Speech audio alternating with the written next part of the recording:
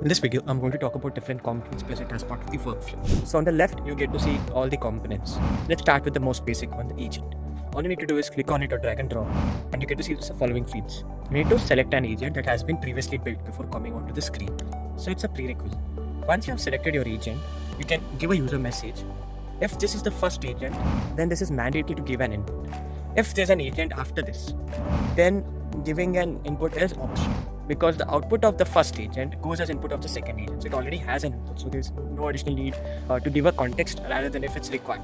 In order to connect to agents, all you need to do is just drag and drop and connect these two agents.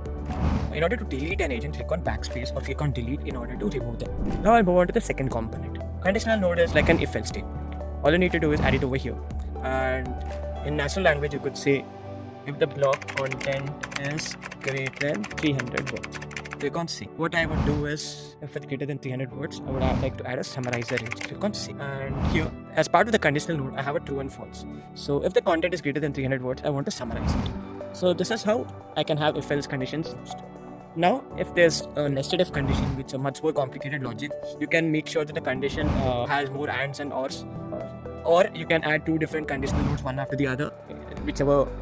Router node is similar to conditional node. A conditional node has only if and else, but a router node is like a switch case statement. So depending on what the content is, it can have multiple ways to which it can route. For example, I can mention sports as a route, and an example, I could something like football as an example as part of this route. Click on add route, so sports is added. Similarly, I can have, let's say, food. I can have science. So this way I can have multiple routes, and you get to see there are different nodes that is available to connect. So I could have an agent on, let's say, food, right? So I could have a weekly meal plan connected to food. So this way, if there are different scenarios, different use cases, if user talks about sports or if user talks about food, it can be redirected to a specific node so that it connects to a specific next set of nodes as per your requirement. Moving on to the next node, which is API call. So API call is needed to connect to external API requests, right? So you can configure it over here. You get to see all the necessary information like API URL, HTTP method, headers, query parameters. After this, I want to connect. I'll talk about default inputs. So default inputs are like variables to your agent. So let's say you have two agents and you want to provide different inputs to each and every agent.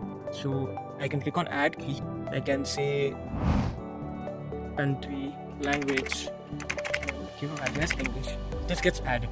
The next one would add as, let's say, country, add in.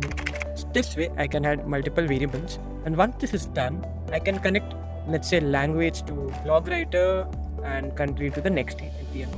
This way I'll have control over which variables to send to which. So these are all the nodes present, and this is how you can start using this nodes. Build safe and responsible agents.